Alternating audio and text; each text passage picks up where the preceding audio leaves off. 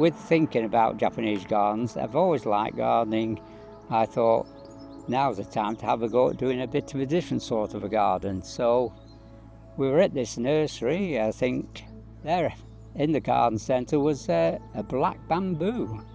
So we looked at each other and thought, we'll have that. And that was the first sort of plant that we bought that we could put in the Japanese garden.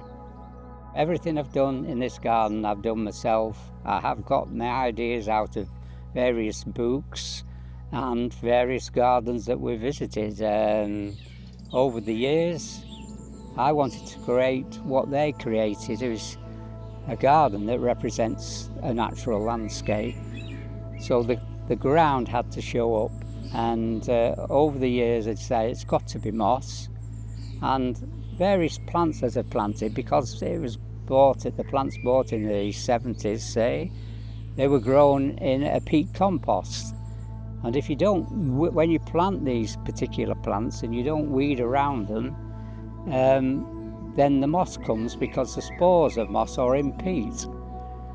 But overall, that didn't give me enough moss. And one day I was at a nursery for about 10 miles from here, and they had 2 polytunnels.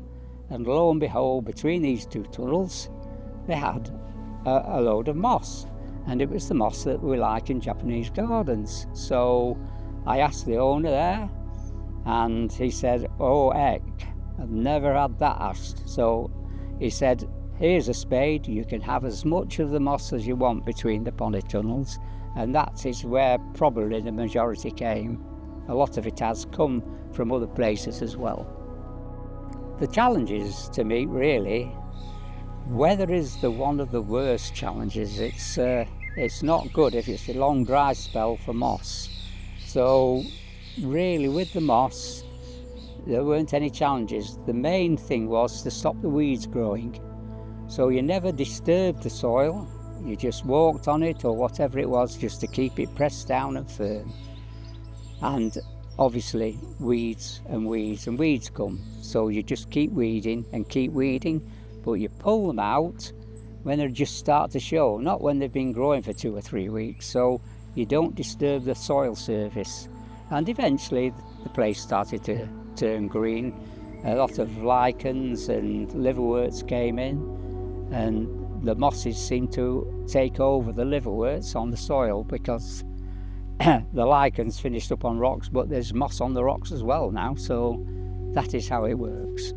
As regards to how the garden matured, it was just evolved over many years, and doing a corner here and a corner there with no design, just an image of what you think you want. So that is how I slowly built the garden up, and it grew and it grew.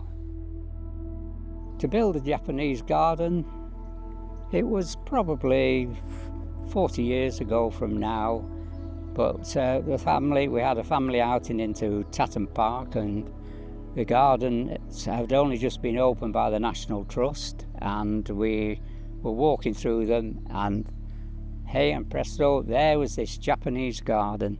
No fencing round it, but you could walk into it and out of it. And going into it, it felt so peaceful and serene. That is what turned me on to do it.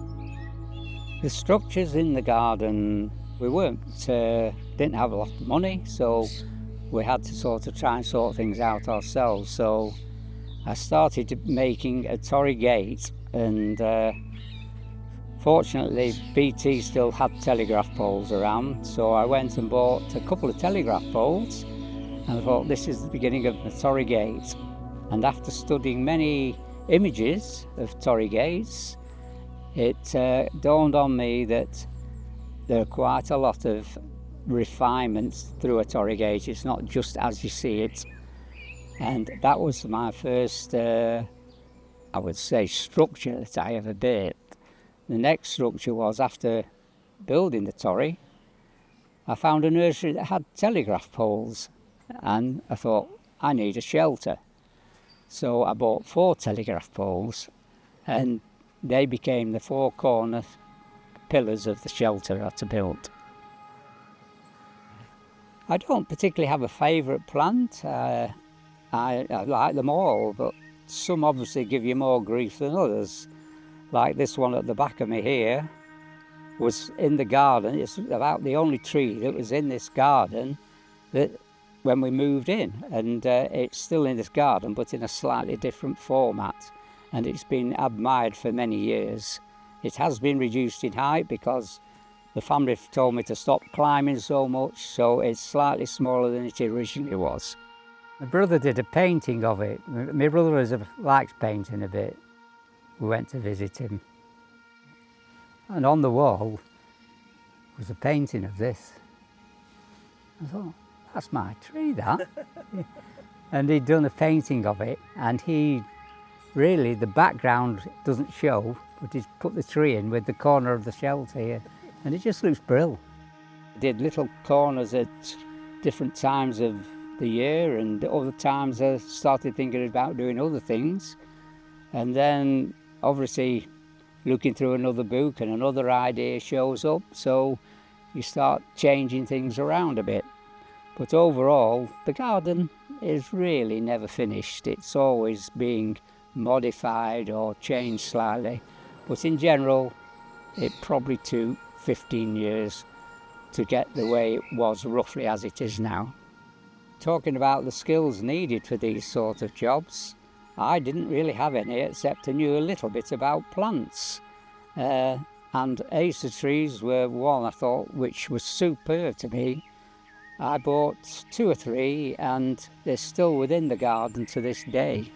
I have had lost plants, but to prune them, I like to see them open and the structure of the trees. So I learned this through books, the Japanese Garden Society Shakai that they publish every quarter.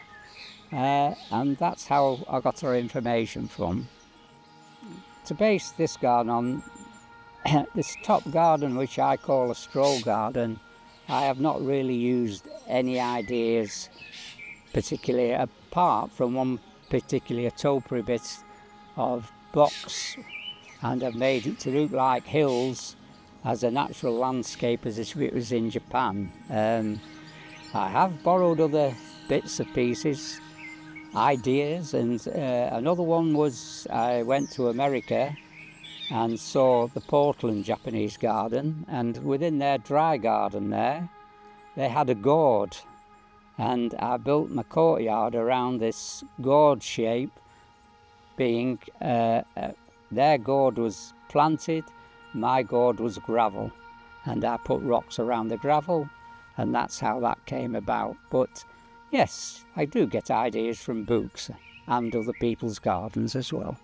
I had started this before I became a member of the Japanese Garden Society, and when I found out and heard about the Japanese Garden Society, which happened to be at Tatton Park, a chap called Graham Hartman had built one, and he was a member of the society.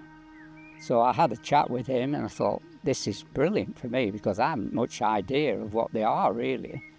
And I joined in 2000. And since then, I have done a huge amount of work with a group of people, probably 6, 7, 8 at times, building several gardens around the country. 2 or 3 of them for charity in hospices. We built a public garden as well, which was our first one to build. And we've done work on several more and built several more anyway. This garden has been opened occasionally. I have opened it for many times for the Alzheimer's Society and for a few charities around the Stockport area.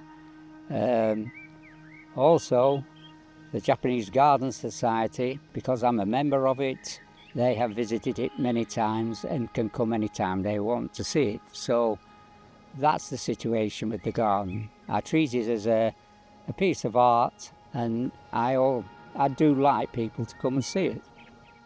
For people that want to follow this sort of way, I would advise them definitely to read certain books, join like the Japanese Garden Society, who have lots of workshops which will teach you how to prune and teach you how to set up rocks and various other things within the garden.